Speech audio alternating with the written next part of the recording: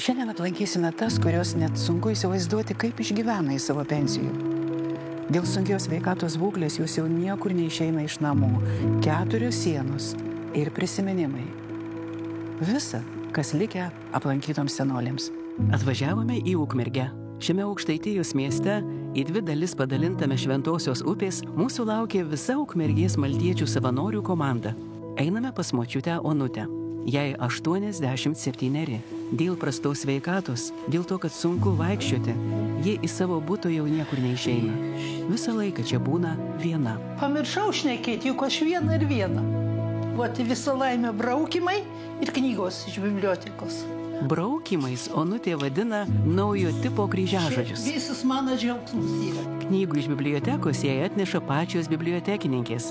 Jos pažįsta mane seniai, aš knygas visada skaitydavau. Onutė jau daug metų našlė.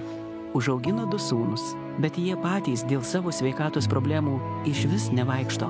Todėl su mama bendrauja tik telefonu. Senolė gyvena viena į savo pensijus. O pensiją tai dabar gaunu gerą. Dieve tu man, 400 beveik. Neklausėme, pati prakalbo, jog be maltiečių paramos nepragyventų.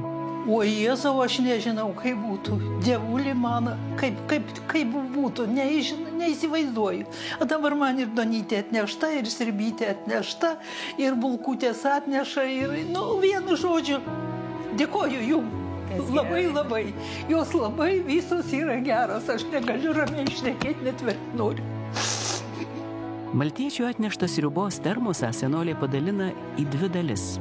Ir valgo 2 dienas, taupydama labai skanu kiekvieną šaukštą.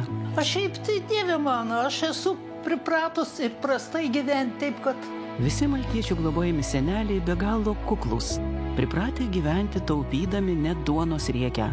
Susigraudina, netikėtai sulaukia dėmesio. Ačiū, labai ačiū. Laukit kitą dieną vėl atvyks. Labai nuoširdžiai dėkuoju. Sotesnio maisto ar kokių dovanų. Kaip ir kitoje Ukmergės gatvėje gyvenanti Regina. Dėl stuburo problemų neįgali nuo vaikystės. Jos negalios pensija, iš kurios ir gyvena, 336 eurai. Jūs teisingai išgirdote, tik 300. Kaip iš to pragyventi, kai esi vienas, neturi vaikų? Neturiu, tik vyras, buvo vyras numirė. Papasakojusi apie vyrą, Regina parodė jų vestuvinę nuotrauką. Paėmė į rankas vyro dovanotą meškutį. Jūsų aukos taip reikalingos senolėms, kurios lanko ir globoja maltiečiai.